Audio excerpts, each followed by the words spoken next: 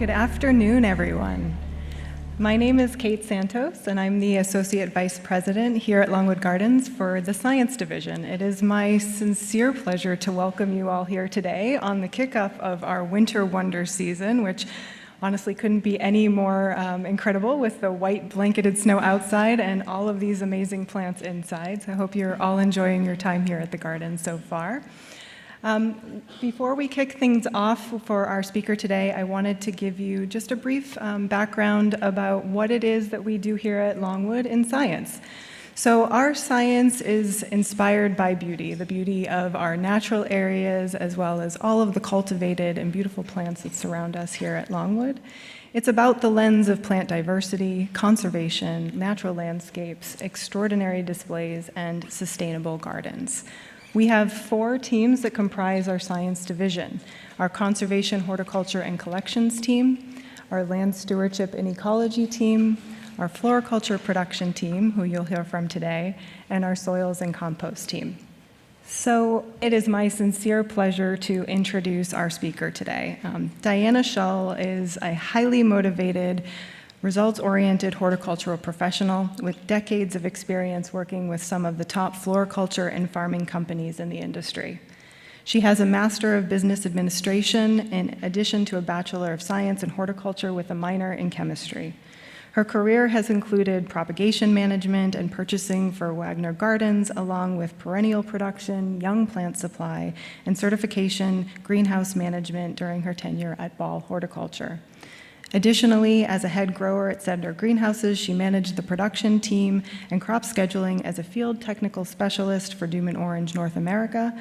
She worked with greenhouse operations across the United States. As the director of horticulture for Brick Street Farms, she oversaw their production team and program, and most recently managed a sales territory for Griffin Greenhouse Company. Here at Longwood, Diana is responsible for leading the floriculture team and managing all of the seasonal crop production, including planning the notable and iconic seasonal plants featured in Longwood Gardens indoor and outdoor displays.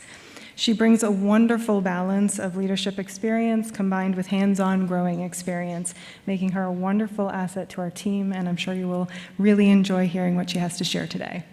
Diana.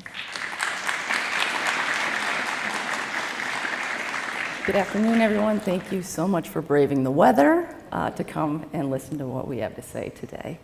As Kate said, I will be linking how we use our greenhouses to how we grow such innovative and striking plants at Longwood.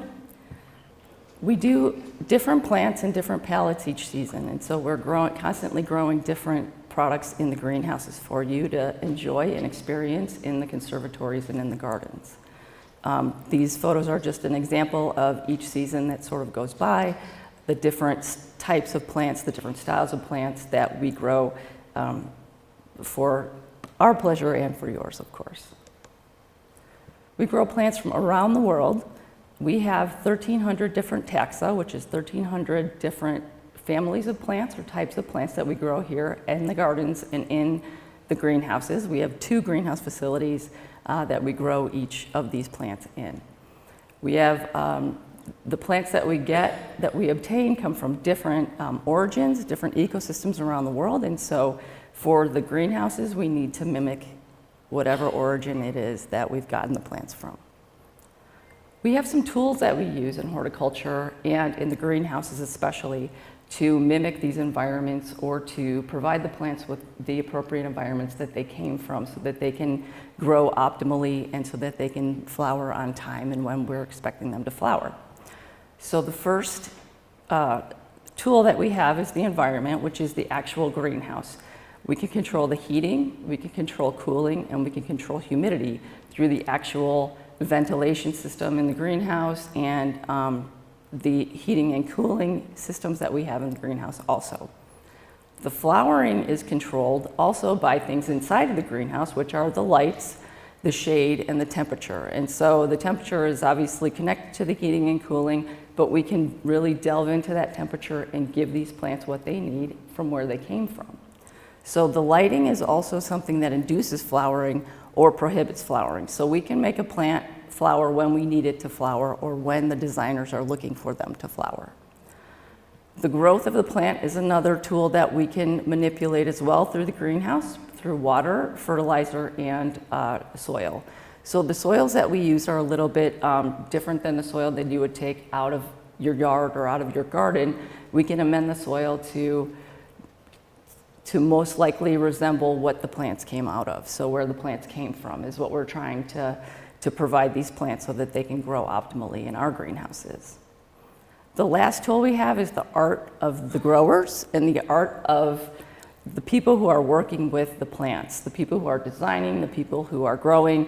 They have the experience, the observation, they know, they have the feel of the plants of when they're going to start to decline. They can step in and do something to help them, or when they're going to start to flower, they can manipulate the environment to help that flowering process.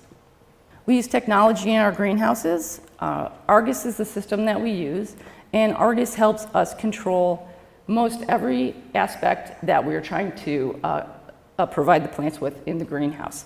And so we're trying to track the temperature, the humidity, the soil, the airflow, the ventilation, the whole thing. This is going to track it for us.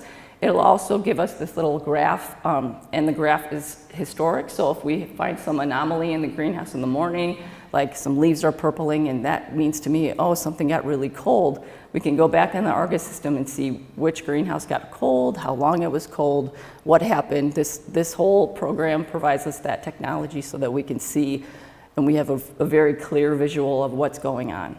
It's a really nice system that helps us sort of picture the entire process of growing a plant for the conservatory.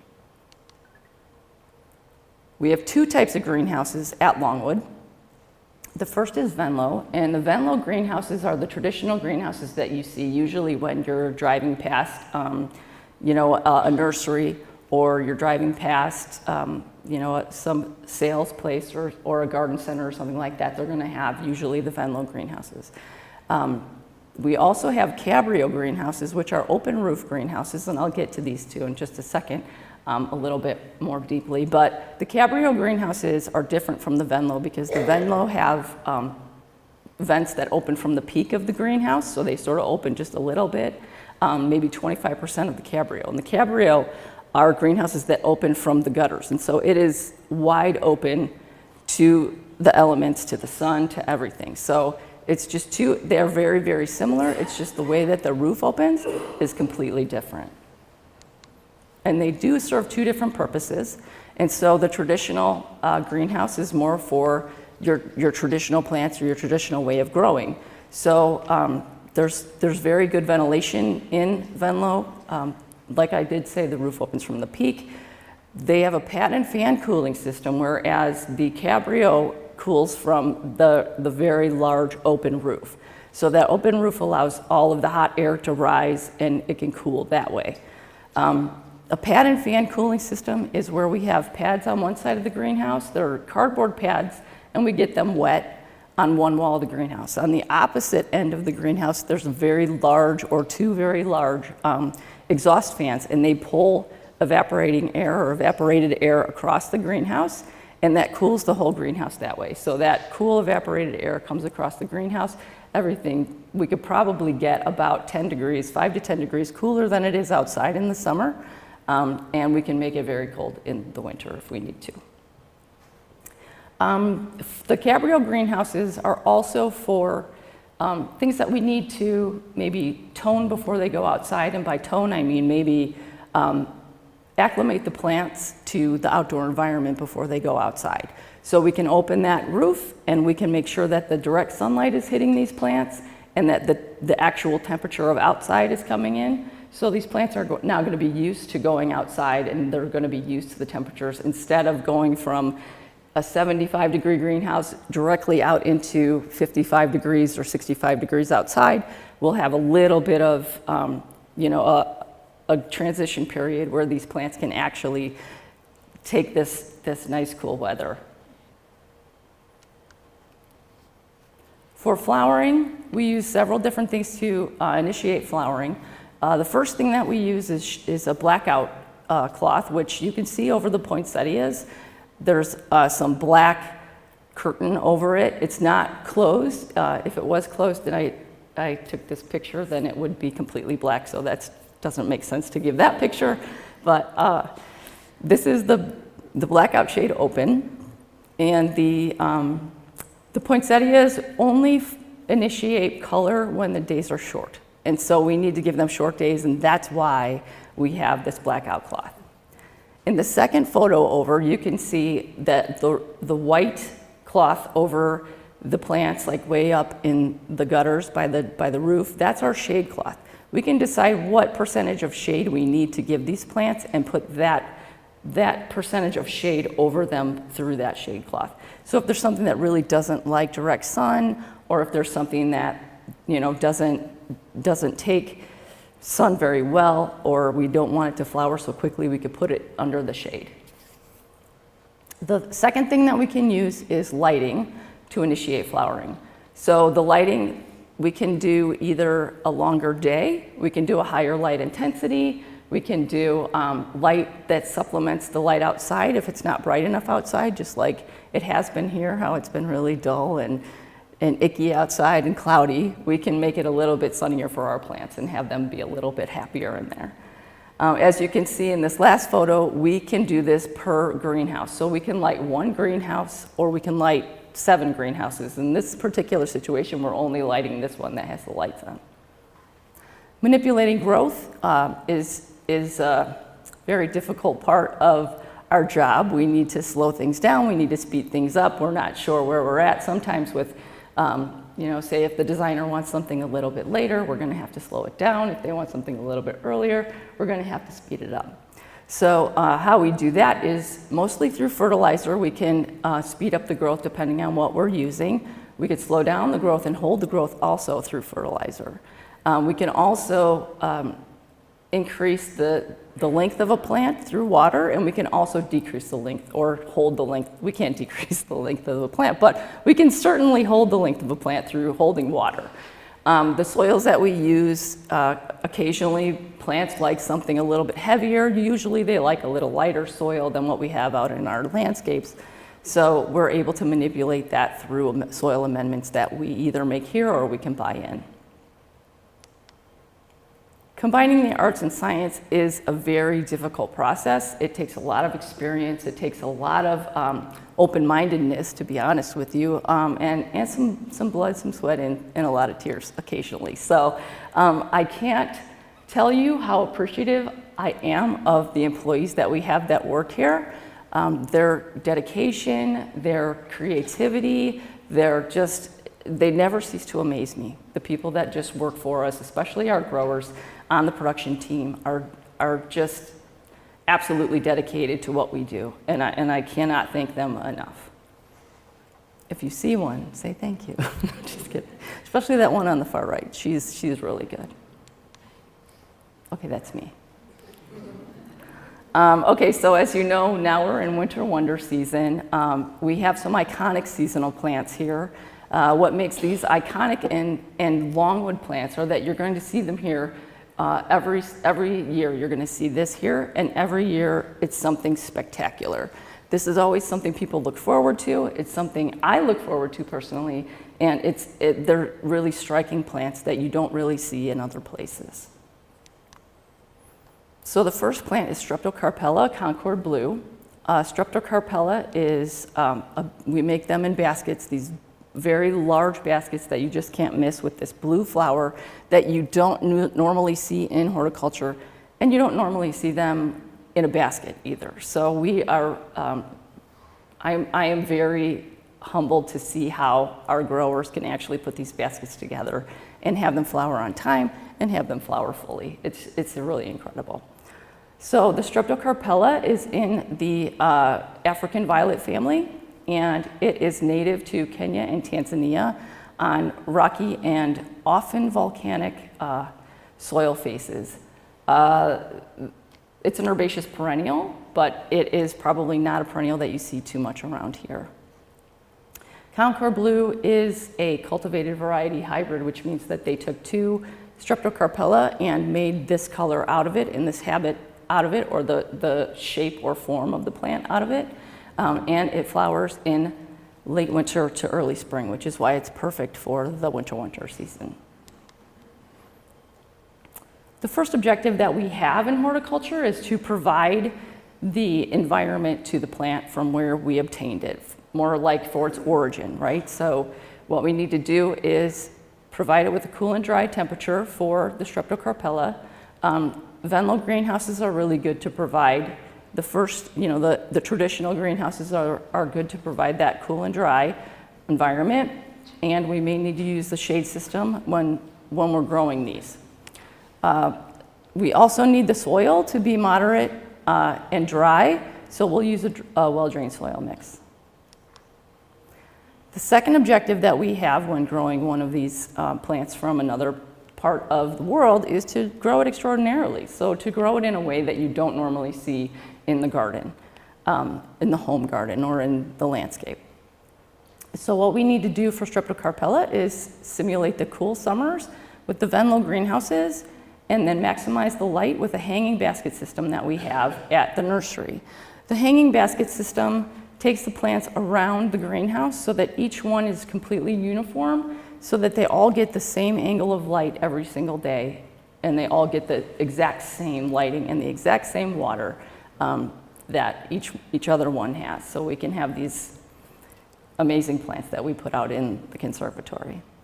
The growing cycle for these is 45 weeks, so it's a very long growing cycle. So January, we will stick cuttings, and this is for plants that we're going to show all the way in October.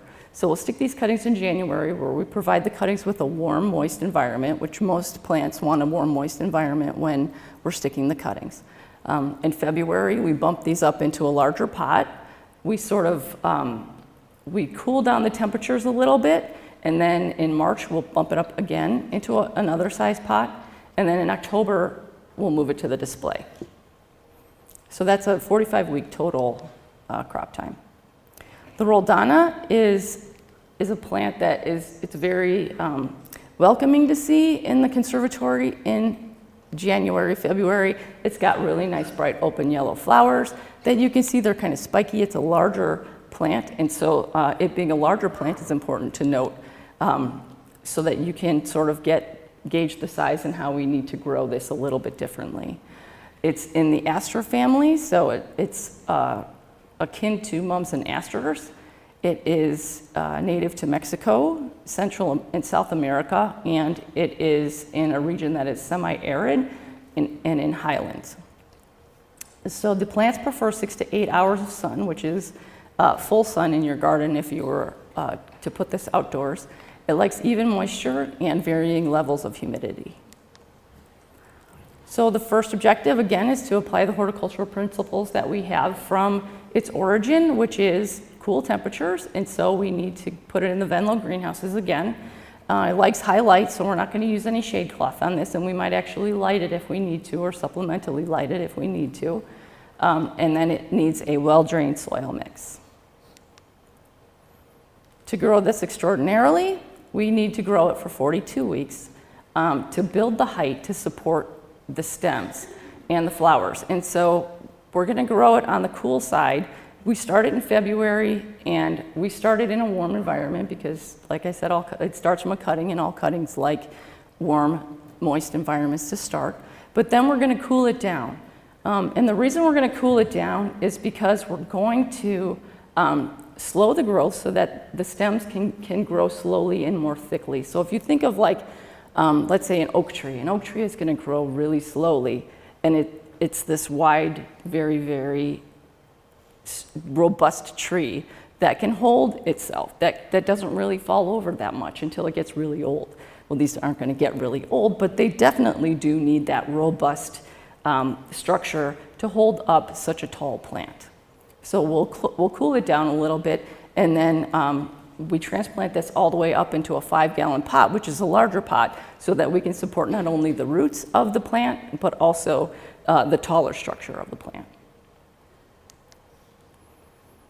The third plant that I'm going to talk about is Euphorbia fulgens, and this one is really, it's a real head turner.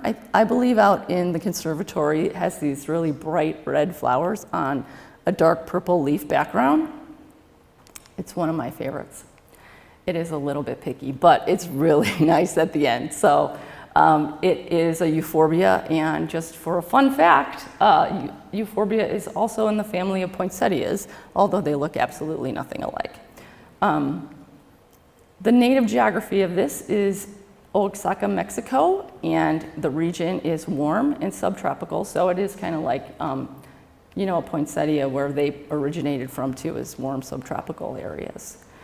The plants prefer 4 to 8 hours of sun, dry to moderate moisture, and mild temperatures. So to apply those horticultural principles, we will give it moderate and consistent temperatures. The Venlo greenhouses, again, are good for that, and they do like highlights, so again, we don't need any shading for that. We'll use a light and well-drained mix for these. They really don't like to sit in water, and so we do like the water to trickle through these as much as we can. To grow these extraordinarily, it's a 33-week crop. We're going to simulate that consistently moderate temperature range with a high light, sticking these in July, and then they go out into the conservatory into January. We'll put those up into a 4-inch pot for a little while, and then we'll bump them up after September, and we'll acclimate them into the next environment they're going into. Coming soon, they're not in the conservatory right now, but they're coming in March. Some very exciting plants that are iconic to Longwood. The Echium is, the candy cans is a very large blue spike flower. It's pretty incredible, and that's also a head turner for sure. The Genista is also called Cytisus. It's a bright yellow plant. It actually smells like citrus when you walk by it, so that's just a really nice little addition to the experience of walking through the conservatory. The Meconopsis is our blue poppy. This is the most photographed by far plant that we have. I have a picture of a Meconopsis flower that's coming up that truly looks like a painting. It's just really striking, but it is not a painting. And then our fuchsia provide a nice hanging basket and a little bit of color in our garden beds as well. So Echium Select Blue is the first one we'll touch on. This is Boraginaceae family, which is also, I believe, forget-me-nots. So forget-me-nots and these are in the same family, which they look a lot different, but they're the same origin. So they come from Madeira, which is about the same latitude as Cuba. However, Madeira has dry, rocky soil. It's dry, cool summers and wet winters. So these plants prefer a cold treatment, which a cold treatment is, we'll grow it at a very, very cold temperature, like 34 degrees for a little while, and that will initiate the flowering for these. So then they still like 8 hours of light and light watering as well. So the horticultural principles that we're applying are cool summers and cold winters, which are very, very perfect for the Cabrio greenhouses with the open roof. We'll keep those in full sun, so it's good that we don't need any shading because the Cabrio greenhouses are not really conducive to provide too much shade. And then we'll use a well-drained soil mix for these as well. To grow these extraordinarily, we stick them in, well, we'll actually obtain the plants in March, and then we will grow them very, very cold in April. We'll, after that cold treatment, about 8 weeks, we'll pull them back into a more normalized temperature, which is still a little bit cool. So it's about 65 degrees cool anyways, but it's a lot better than the 34 that we just gave it. And then we will start warming it up in January and out into the conservatory in March. Now this takes 53 weeks, which is clearly longer than a year. So it's just a really long time that we need to put our effort and our love into these plants to provide those blue poppies. In review, for our seasonal production that we do every 3 or 4 months that we change it out, we do the 1,300 different types of plants. We do 160,000 total plants that we grow through our greenhouses at Longwood. We have 4.6 acres of production. We have 2.3 acres under the glass in the greenhouse and 2.3 acres out in a field, which is across Highway 1. We have 29 different growing zones that we can provide. So these are the different climates that we can provide for each of the different taxa that we have. So 29 different humidities, 29 different temperatures, 29 different light zones, 29 different anything. We just need to figure out what it is, where it came from, and then we provide that plant with one of the 29 different environments that we can provide it with. We have 91 team members, 15 full-time, 20 part-time, and we really couldn't do it without our volunteers. And so we have 56 volunteers that are just as dedicated as our staff, and we appreciate every second of their time, talent, and treasures that they dedicate to us as well. We grow 70% of what you see in the conservatory. Some things we cannot grow, such as trees or palm trees or pine trees or that type of thing, so we will buy those in. But everything else we will grow here at Longwood, or we can certainly contract out things as well, but most things do come through here. Again, the secret to our extraordinary displays are the people. They are just the heart and soul of Longwood.